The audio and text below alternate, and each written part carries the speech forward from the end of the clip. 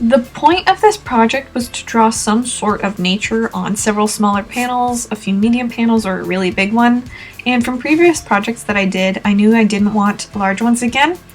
So I was trying to figure out a way to have several smaller panels all connected through nature. At the beginning of this project, I got an idea of trying several different female figures as parts of nature. I could do flowers and vines as their hair or something else like that. So to start, I wanted to practice drawing female face and head.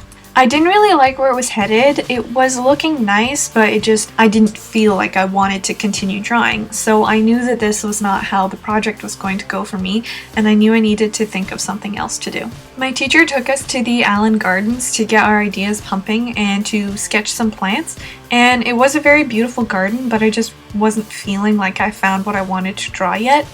I did sketch a few plants and tried different mediums like the pencil crayons and watercolor, but I wasn't feeling that spark yet. I was still feeling pretty unmotivated, so I decided to go to the Above Ground art store and see if there were any materials that inspired me. I ended up finding this black paper, which I had never used before, so I thought it could be interesting. The first drawing I did was this black and white female profile, and I really liked her, but it wasn't something that I wanted to continue, so I decided to maybe incorporate my previous project, which involved some human anatomy. Coming back to the nature aspect, I wanted to maybe do animal anatomy, so I started the sketch of a wolf skull, and the white against the black paper looked really nice, but I was starting to feel like I couldn't find anything that I really wanted to draw. We did a sketchbook exercise in class of sketching a nature scene, and I did a quick underwater sketch, and it clicked. I knew what I wanted to do. I started to draw a jellyfish and loved the way the bright colors stood out on the black paper, making it look mystical and like it was glowing, and I knew I found what I wanted to draw. The process of choosing colors to use in this project was a lot different from usual because it's a black paper and I'm not really sure how the colors are going to show up. So I decided to test the different pencil crayon colors and then see if other materials would work, like the India ink right here, for example.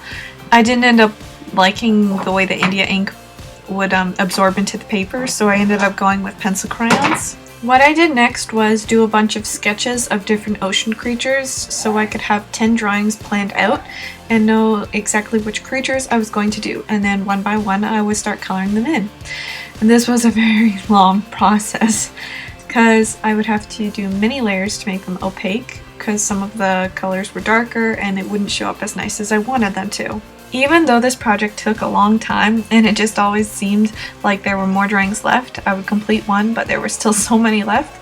When I eventually did finish all 10, it was a very satisfying feeling, and I was excited to continue and do more. And that's really all you can ask for when you're making art, is to have something that you're really happy to look at and it will make you excited to keep on creating art.